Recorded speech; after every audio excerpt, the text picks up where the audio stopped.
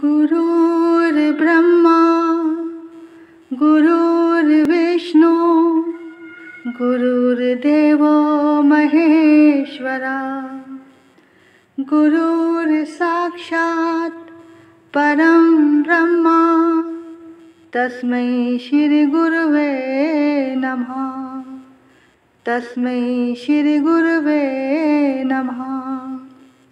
नारायणं नमस्कृत्य नरं चैव नरोत्तमं देवीं सरस्वतीं व्यासं ततो जयमुदीरयेत्। वक्रतुंड महाकाय सूर्यकोटि संप्रभा निर्विघ्नं कुरु मे देव सर्वकार्येषु सर्वदा। अतुलितबलधामं हेमशैलाभदेहं धनुजवन् कृशानुं ज्ञानिनां ग्रगण्यं सकलगुणनिधानं वानराणामधीशं रघुपतिप्रियभक्तं वातजातं नमामि। हरे कृष्णा कृष्ण कृष्ण हरे हरे हरे राम राम राम हरे हरे। श्री राधा मेरी स्वामिनी मैं राधा जी को दास। जन्म जन्म मोहे दीजिए श्री वृंदावन वास। जन्म जन्म मोहे दीजिए श्री वृंदावन वास। सर्वमंगल मांगले शिवे सर्वार्थ साधिके शरण्ये त्र्यंबके गौरी नारायणी नमोस्तुते नारायणी नमो। आइए सभी लोग मिलकर माँ की प्रार्थना करेंगे। माँ जगदम्बे तुम हो जगत जननी मैया, ये मेरे भी कष्ट निवारो तो जानू। दुनिया की बिगड़ी बनाई है तूने, ये मेरी भी बिगड़ी सवारो तो जानू। नाश किए दैत्य देवों के कारण मेरे भी शत्रु ये टारो तो जानू। पार किए भव सिंधु से लाखों मुझको भी पार उतारो तो जानू। न बुद्धि न बल ना ही भक्ति है मुझ में, यंत्र या मंत्र व तंत्र नाए। पूत कपूत चमन है भो तेरे, माता कुमाता कभी ना कहलाए।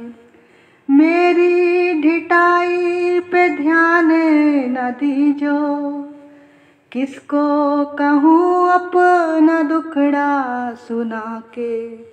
अपने ही नाम की लाज रखो, वरदाती ने खाली फिर उधर पे आके।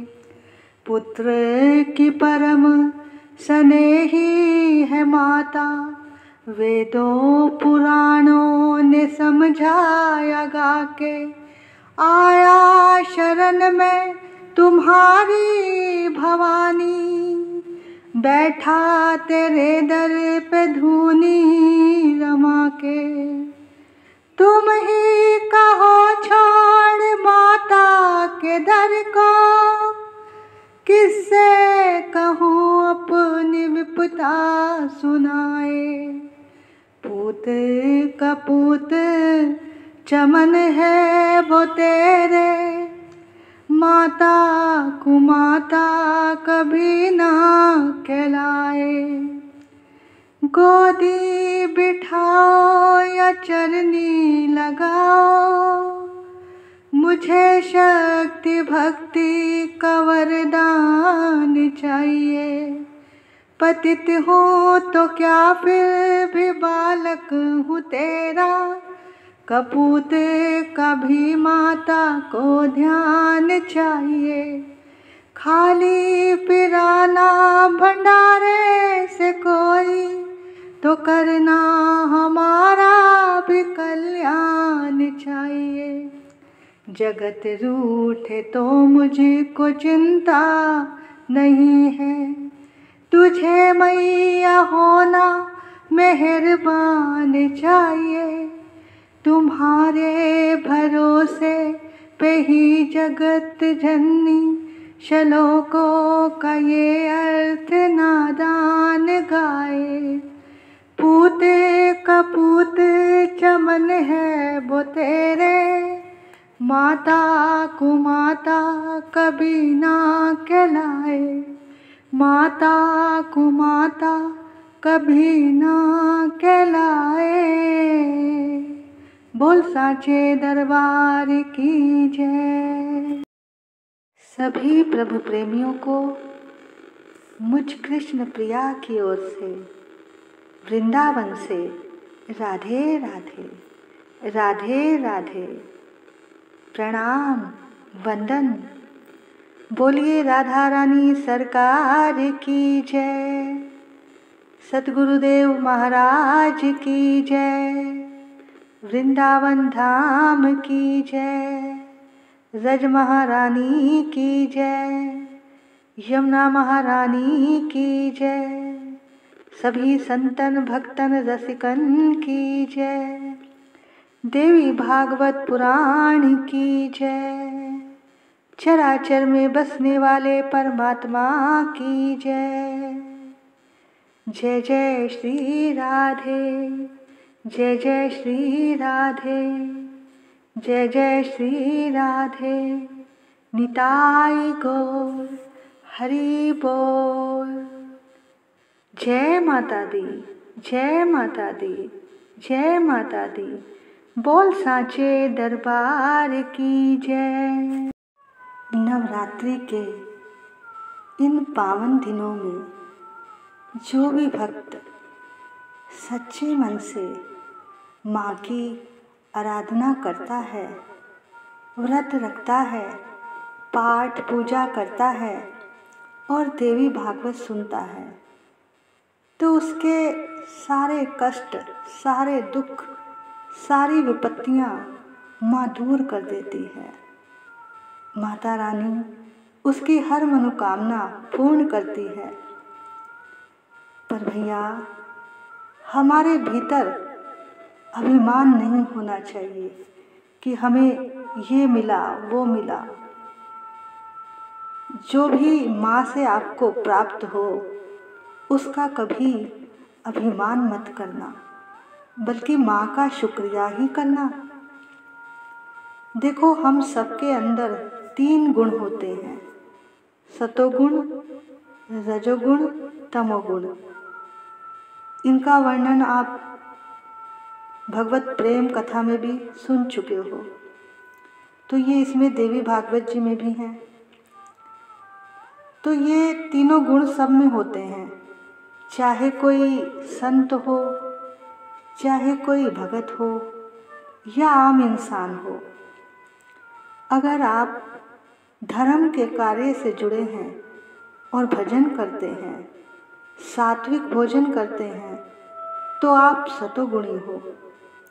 और अगर आपका मन थोड़ा भजन में, थोड़ा भगवान में और थोड़ा निंदा चुगली में लगता है, तो आप रजोगुणी हो।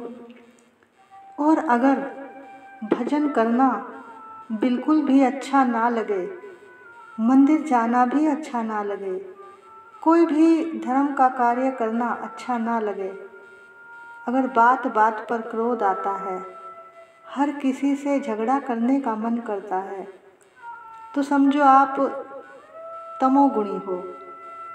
देखो, कोई भी व्यक्ति बुरा नहीं होता है, उसमें इन तीनों गुणों में से कौन सा गुण है उसका प्रभाव उस पर होता है।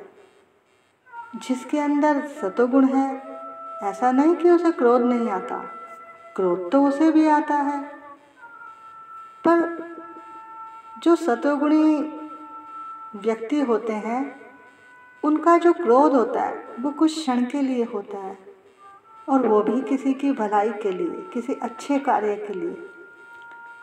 और जो रजोगुणी है वो जब भी मौका मिले वो धन कमाने की सोचता है, दान पुण्य भी करता है, थोड़ा पाठ पूजा भी करता है, यानी थोड़ा थोड़ा सब कुछ करता है। या जो भी पूजा पाठ करता है तो अपनी मनोकामनाओं को पूर्ण करने के लिए ही करता है, यानी उसमें उसका स्वार्थ जुड़ा होता है। और तमोगुणी व्यक्ति जो है, सत्कर्म और पाठ पूजा, मंदिर, इन सब से वो परे रहता है।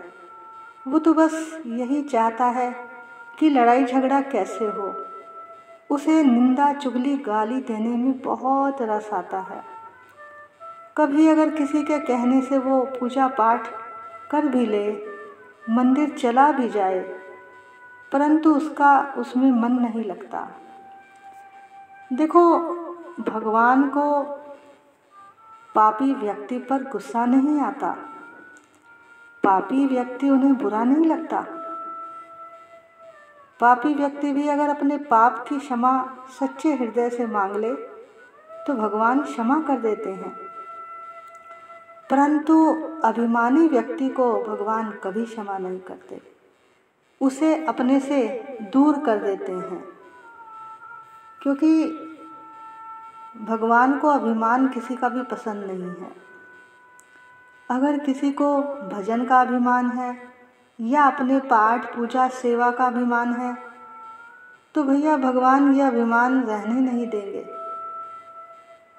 या फिर जिसे पद या मान सम्मान का अभिमान है तो वो भी रहने नहीं देंगे, सब छीन लेंगे और अपने से बहुत दूर कर देंगे। अब जैसे आप में से कितने लोगों ने नवरात्रि के व्रत रखे होंगे।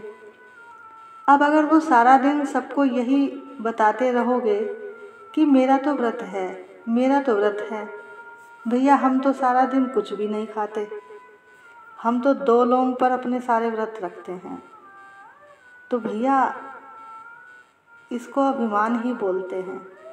पहली बात तो इतना कठिन व्रत रखने के लिए कहा किसने है?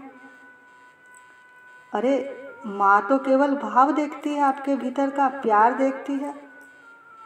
वो ये थोड़ी देखती है कि आपने कितना भोजन किया और कितना नहीं। तो भैया ये अभिमान है, ऐसा अभिमान मत करो कि हम तो ऐसा करते हैं, हम तो वैसा करते हैं। अरे माता रानी तो सरलता देखती है आपके भीतर की। सिर झुकाने से नमाजें अदा नहीं होती, दिल भी झुकाना पड़ता है बंदगी के लिए। केवल पाठ पूजा व्रत से कुछ नहीं होता। अगर हृदय में प्रेम ना हो, भाव ना हो देवता के लिए। अब कितने ही ऐसे लोग होते हैं जो भजन पाठ पूजा व्रत करते हैं, पर सारा दिन व्रत रखकर झगड़ा करते रहते हैं और कहते हैं तुम्हें पता नहीं आज मेरा व्रत है, मैंने सुबह से कुछ नहीं खाया हुआ। यानी अपनी भक्ति का प्रदर्शन करना, ये अभिमान ही होता है। तो देवी भागवत कहती हैं कि व्यक्ति को अपने धर्म के कार्यों को करने का अभिमान नहीं होना चाहिए। अरे इसमें आपने क्या किया? ये तो माँ की कृपा हुई तो आपने व्रत रख लिया, वरना आपकी क्या सामर्थ्य है व्रत रखने की। अब इस समय आप लोग देवी भागवत सुन रहे हैं, क्या ये आपको पता था कि ऐसा होगा? अरे अभी पितृपक्ष से पहले तो हमें भी नहीं पता था कि पहले भगवत प्रेम कथा होगी और फिर देवी भागवत होगी। ये तो राधा रानी की, माता रानी की अपार अपार कृपा से ये सब कथाएं, ये सब प्रेम कथाएं हो रही हैं, और आप सब भी उनकी कृपा से ही इन कथाओं का रसपान कर रहे हैं। देखो, ना तो हम में इतनी सामर्थ्य है कि हम उनकी महिमा गा सकें, सुना सकें, और ना ही आप में इतनी शक्ति है, इतनी सामर्थ्य है कि आप कथा सुन सकें। ये तो हम सब पर माता रानी की ही अपार कृपा हुई है, तो हर बात का उनका शुक्रिया ही करना चाहिए। जयकारा शेरावाली दा, बोल सांचे दरबार की जय। तो भैया, भगवान को समर्पण और दीनता पसंद है, अभिमान नहीं। देवी भागवत जी में एक कथा आती है। अब देखो, देवताओं को भी अभिमान होता है, इंद्र को भी अभिमान था कि मैं देवताओं का राजा हूँ। चंद्र सूर्य मेरे इशारे से चलते हैं। अब अग्नि कहे मैं सब कुछ जलाकर भस्म कर सकती हूँ, पवन कहे मैं सब उड़ा सकती हूँ। तो देवी को लगा देवताओं को तो बहुत अभिमान है, तो क्यों ना इनके अभिमान को दूर किया जाए। अब उन्होंने क्या किया, देवी ने एक यक्ष का रूप बनाकर देवी उन देवताओं के सामने जाकर बैठ गई।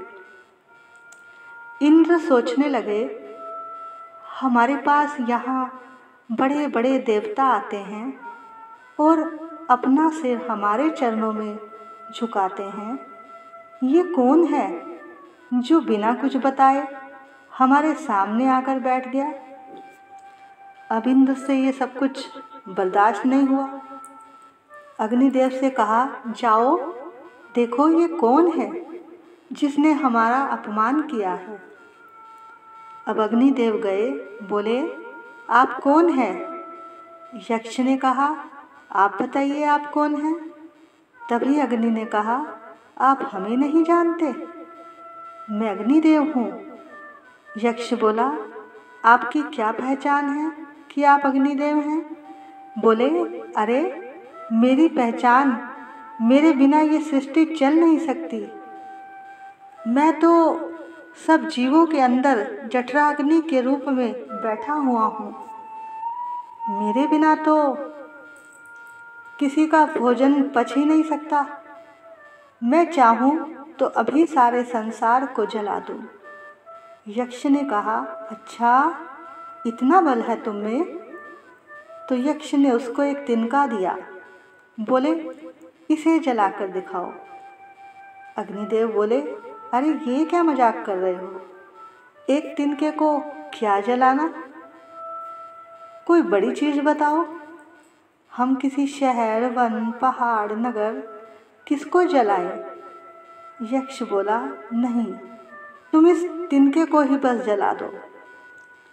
अगर तुमने तिनका जला दिया तो हम समझ जाएंगे कि तुम शक्तिशाली हो। अब अग्निदेव ने बहुत ही प्रयास किया पर नहीं जला पाए।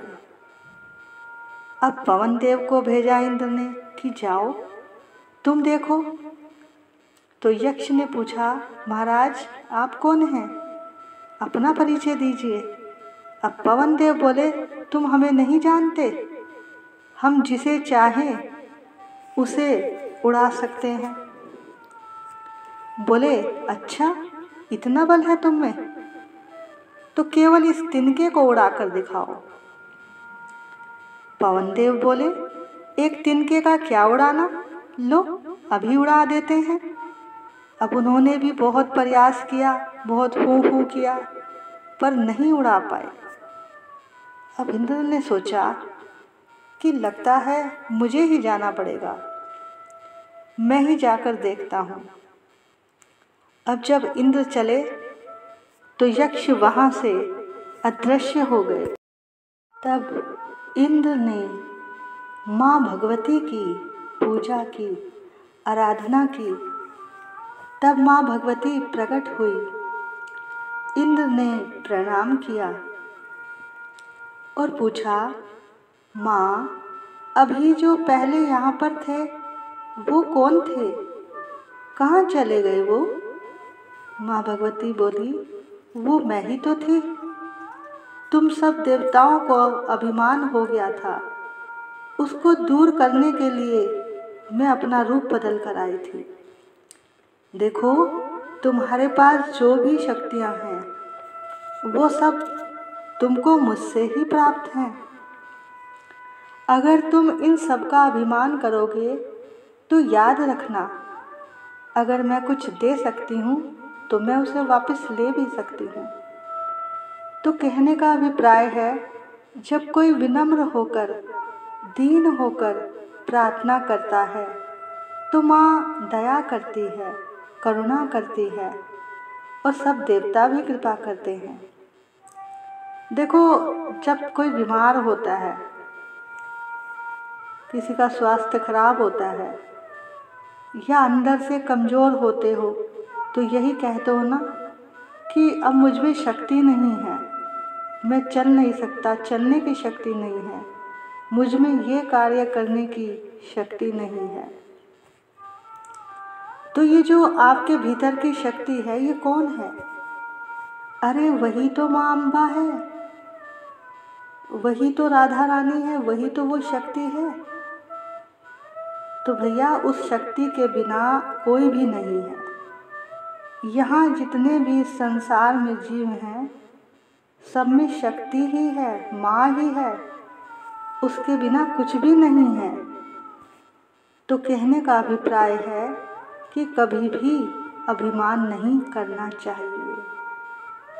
अब आगे आज कथा आती है श्रीधर, देवी भक्त श्रीधर की कथा आती है। एक गांव था, कटरा से 2 किलोमीटर की दूरी पर। हंसाली नाम था उसका। वहाँ एक श्रीधर नाम का ब्राह्मण रहता था। उसकी पत्नी का नाम सुलोचना था। ये दोनों माँ वैष्णो के भक्त थे।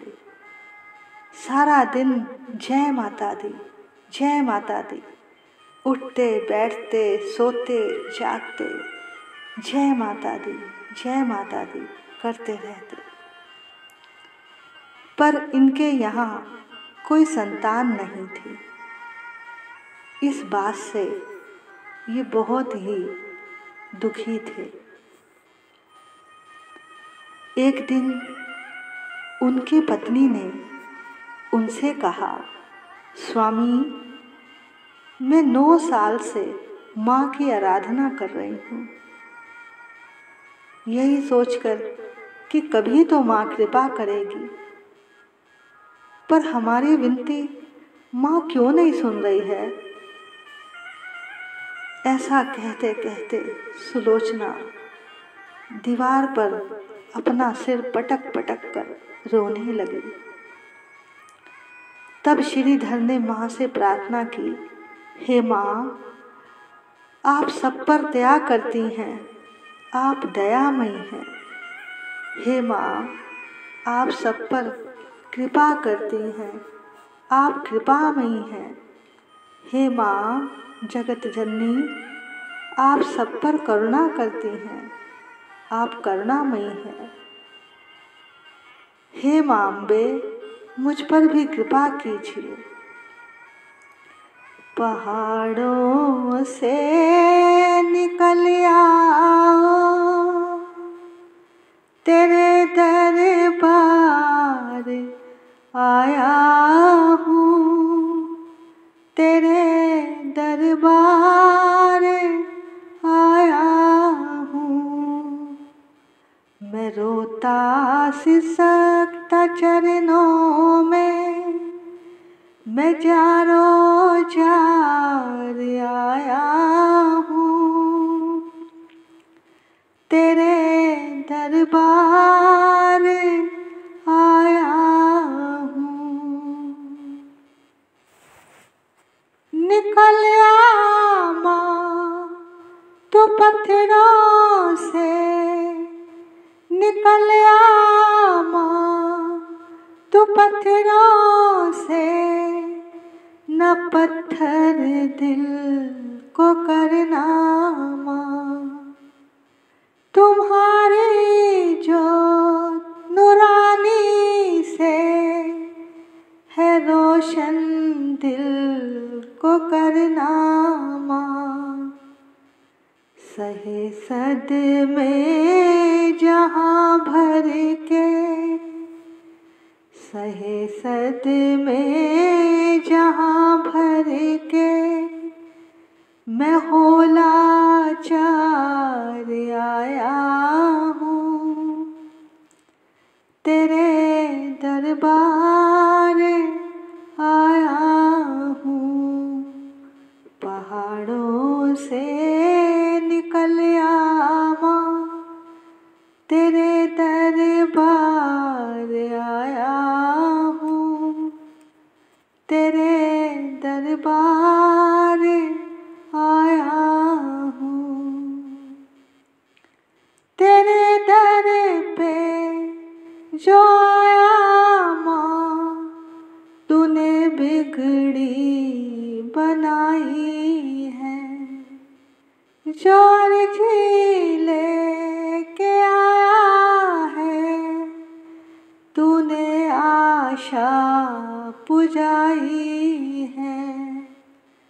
तू बख्शनहार है दाती, तू बख्शनहार है दाती। मैं भुल्लनहार आया हूँ।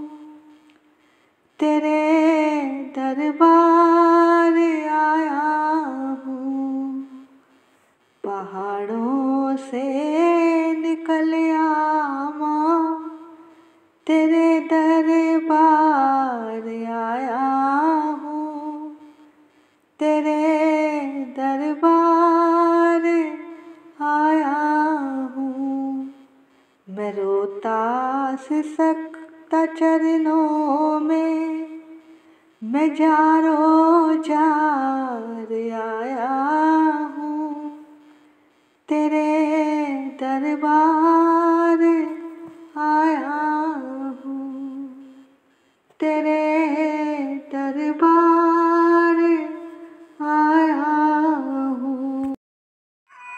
नवरात्रों के दिन चल रहे थे। उन दोनों ने व्रत रखा और अब कन्या पूजन की तैयारी करने लगे। सोचा था कि क्या पता व्रत रखने से, कन्या पूजन करने से माँ हमारी मनोकामना पूर्ण कर देगी। और ऐसा सोचकर उन्होंने कन्या पूजन की तैयारी की। सुलोचना कहने लगी, स्वामी आप कन्याएं बुलाकर लाओ। जब श्रीधर कन्याओं को बुलाने गए तो गांव वालों ने अपनी कन्याओं को इनके यहाँ भेजने से मना कर दिया। अब ब्राह्मण रोते रोते घर पहुँचे। दोनों पति पत्नी माँ के सामने जाकर रोने लगे।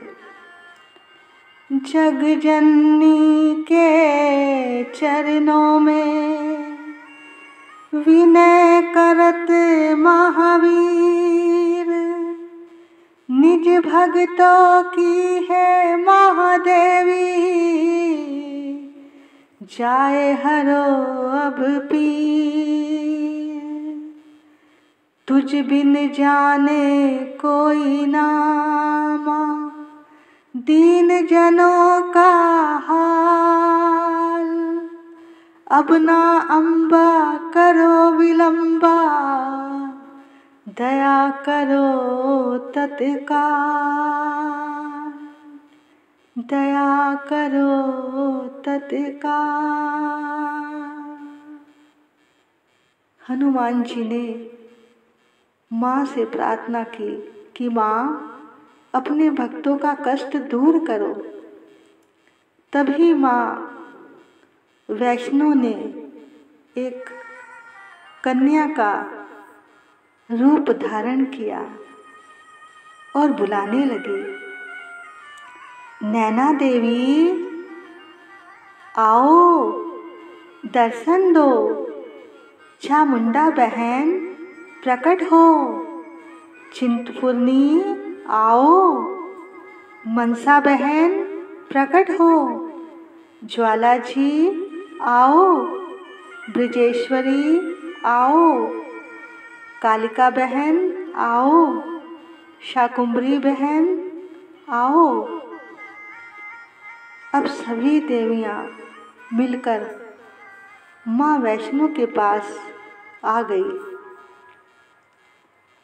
सब देवियाँ कहती हैं, हमें क्यों याद किया वैष्णवी? अपने भक्त की सहायता के लिए। अच्छा तो क्या सच कह रही हो वैष्णवी? हाँ, तभी तो तुम सबको बुलाया है। हम 9 बहनें मिलकर इनका व्रत पूरा करेंगी। तभी सभी देवियाँ श्रीधर की कुटिया में पहुँची और आवाज़ लगाई। माँ वैष्णवी ने कहा, श्रीधर पंडित जी हम आ गए, पंडित जी हम आ गए। अब पंडित जी ने कहा, सुलोचना देखो तो बाहर कौन आया है। चरण उनके पड़ते ही, दिव्य रूप दिखते ही, श्रीधर चकित रह गया। है प्रकाश छाया, कैसी है ये माया, ज्योतिर्मय घर हो गया, ज्योतिर्मय घर हो गया। क्या देख रहे हो पंडित जी? अब पूजा नहीं करनी क्या? पर तुम्हें भेजा किसने है? माँ की आज्ञा हुई आ गए। तुम आई कहाँ से हो? अरे हम सब पहाड़ों से आई हैं। अब सुलोचना देख, मैं ना कहता था तुम्हारा व्रत अवश्य पूरा होगा। देखो माँ ने कन्या पूजन के लिए 9 कन्याएं भेज दी हैं। आओ कन्याओं, हम आपका पूजन करें। बावरा होकर मस्ती में खोकर, बावरा होकर मस्ती में खोकर, दिए उनके चरण धुलाए। नवनीत शहद से चंदन से, पुष्पों से उनका पूजन किया। मस्तक पे रोली से कन्याओं भोली के, दिया तिलक लगाए। शुभ नवरात्रि में आस्था लगन से, पूर्ण ये व्रत है किया। दयामयी ममतामयी, मंगला करने आई है दया। ध्यान धर गौरी का, हलवा पूरी का भोजन परोसा गया। तब श्रीधर कहते हैं, ये लो सुलोचना, ये चुनरी भी तो माँ को उड़ाओ ना। लेने को आशीष कन्याओं के शीस, चुनरिया दीनी उड़ाए। माँ के पुजारी ने जग की रखवारी का, चिंतन है मन से किया। चिंतन है मन से किया। तब उस वैष्णवी कन्या ने कहा, हे श्रीधर जी, हमारे पूजन से आपका व्रत पूरा नहीं होगा, आपको भंडारा कराना होगा। भंडारा? भंडारा कराने का अर्थ पूरे गांव को बुलाना होगा, वो भी भोजन के लिए।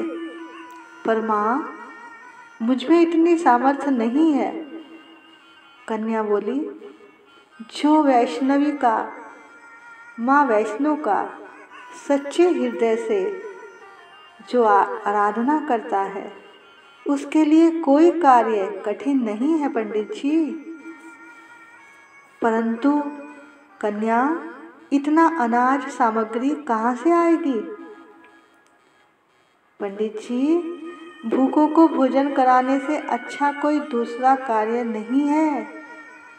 इस भंडारा कराने से तुम्हारी सब मनोकामनाएं पूर्ण हो जाएंगी।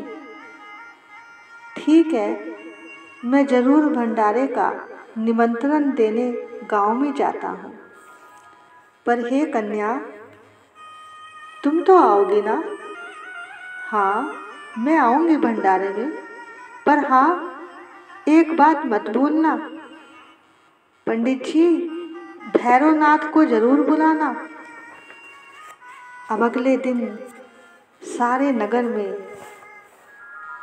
न्योता दे दिया गया। उधर भैरवनाथ जी को भी न्योता मिला। अब सारे नगर में बात फैल गई कि इतना गरीब ब्राह्मण सारे नगर का भंडारा कैसे करेगा।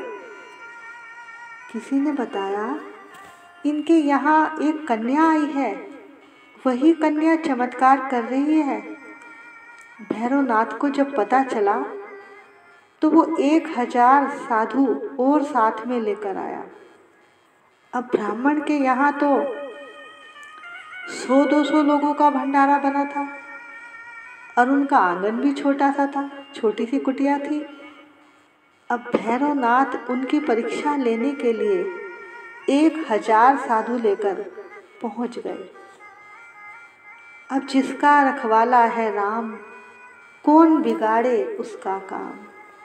अब जैसे ही गांव के लोग बैठने लगे, जगह छोटी थी, ब्राह्मण श्रीधर डर गए कि अगर इनको जगह न मिली तो कहीं अपराध न बन जाए।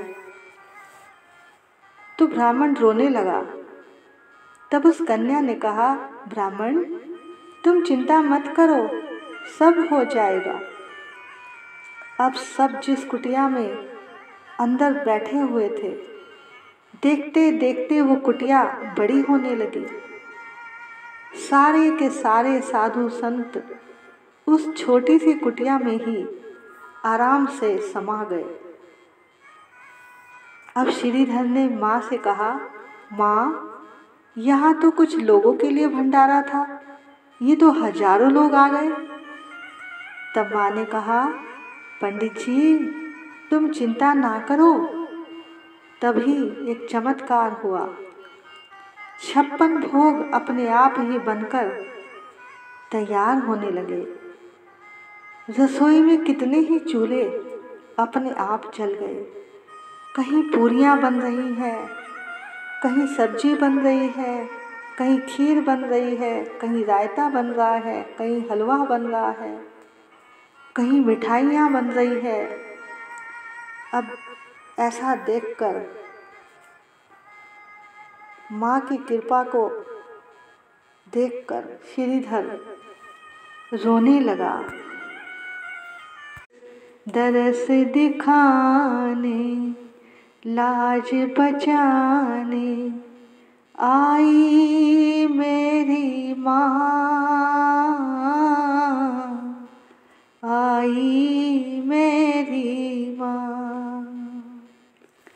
इस मैया तो मैं बलिहारी, वार दया में जिंदड़ी सारी। इस मैया तो मैं बलिहारी, वार दया में जिंदड़ी सारी। प्रीत निभाने, अपना बनाने आई मेरी माँ, आई मेरी माँ। बिगड़ी बनाने, लाज बचाने आई मेरी माँ, आई मेरी माँ। मेरी माँ दी शान निराली, भर देंदी है झोली खाली। कष्ट मिटाने प्यार निभाने आई मेरी माँ, आई मेरी माँ। जय माता दी, जय माता दी, आई मेरी माँ, आई। भी भक्त माता के दर्शन करता है, माँ उसकी सब मनोकामनाएं पूर्ण करती हैं। तब श्रीधर उस गुफा में जाकर पिंडियों की पूजा करने लगा। तब माँ ने प्रसन्न होकर उसे आशीर्वाद दिया। तब से कहते हैं कि श्रीधर और उनके वंशज माँ वैष्णो की पूजा करते आ रहे हैं। बोल सांचे दरबार की जय, जयकारा माँ वैष्णो देवी दा। जय माता दी, जय माता दी। अब जो कथा यहाँ एक और आगे आती है। हिंदू मान्यताओं के अनुसार धर्म की हानि होने और अधर्म की शक्तियों के बढ़ने पर आदि शक्ति के सत्य, रज, तम ये तीनों रूप माँ सरस्वती, माँ लक्ष्मी और माँ दुर्गा के सामूहिक बल से माँ ने एक कन्या प्रकट की। ये कन्या त्रेता युग में भारत के दक्षिणी समुद्री तट रामेश्वर में पंडित रत्नाकर की पुत्री के रूप में आई। कई वर्षों से निसंतान होने की वजह से पंडित ने अपनी पुत्री को त्रिकुटा नाम दिया, परंतु विष्णु के अंश से प्रकट होने के कारण वैष्णवी नाम से विख्यात हुई। 9 वर्ष की होने पर जब उन्हें पता लगा कि भगवान विष्णु ने भी इस भूलोक में राम के रूप में अवतार लिया है, तब वो भगवान श्री राम को पति मानकर उनको पाने के लिए कठोर तप करने लगी। जब श्री राम सीता हरण के बाद सीता की खोज करते करते रामेश्वर पहुँचे, तब समुद्र तट पर ध्यान मगन उस कन्या को देखा। तब उस कन्या ने भगवान राम से उसे पत्नी के रूप में स्वीकार करने को कहा। तब राम ने कहा, इस जन्म में तो सीता से विवाह कर एक पत्नी व्रत का प्रण लिया है, किंतु कलयुग में हम कल्कि अवतार लेंगे और उस समय तुम्हें पत्नी के रूप में स्वीकार करेंगे। उस समय तक तुम त्रिकुटा पर्वत पर जाकर तप करो और भक्तों के दुखों और कष्टों का नाश कर जगत का कल्याण करती रहो। जब श्री राम ने रावण से विजय प्राप्त की, तब माँ ने नवरात्रि मनाने का निर्णय लिया। इसीलिए 9 दिनों में देवी भागवत या फिर रामायण का पाठ होता है। इन दिनों भगवान राम ने वचन दिया था कि समस्त संसार द्वारा तुम्हारी स्तुति गाई जाएगी और तुम माँ वैष्णो देवी के नाम से जानी जाओगी। बोल सांचे दरबार की जय, जयकारा शेरावाली दा। बोल सांचे दरबार की जय। तो आज की कथा को हम यहीं पर विश्राम देते हैं और आगे की कथा हम कल बताएंगे। सभी मिलकर माँ की आरती करेंगे। मैया तेरी आरती से अंधेरा ढले, जगदम्बे तेरी आरती से अंधेरा ढले, भक्त के अंधेरे घर में रोशनी जले।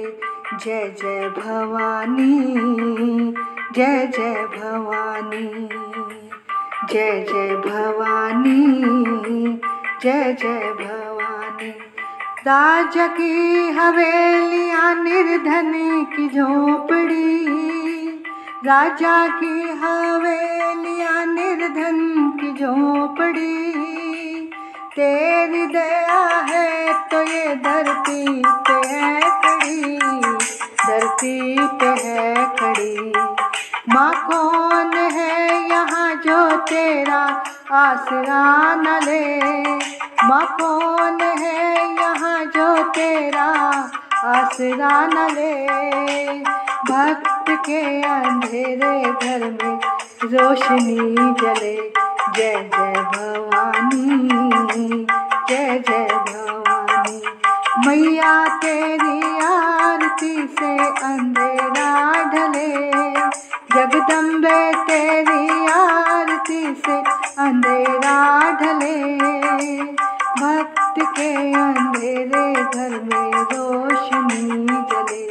जय जय भवानी, जय जय भवानी, जय जय भवानी, जय जय भवानी। आरती उतारे तेरी सुबह शाम को, आरती उतारे तेरी सुबह शाम को, पा गए हम तुझ में मैया चारों धाम को, चारों धाम को। माँ जो तुझे पुकारे उसे पाप ना चले, माँ जो तुझे पुकारे उसे पाप ना चले। भक्त के अंधेरे घर में रोशनी जले। जय जय भवानी, जय जय भवानी। मैया तेरी आरती से अंधेरा ढले, जगदम्बे तेरी आरती से अंधेरा ढले, भक्त के अंधेरे घर में रोशनी जले। जय जय भवानी, जय जय भवानी, जय जय भवानी, जय जय भवानी। जयकारा शेरा वाली दा, बोल साचे दरबार की जय।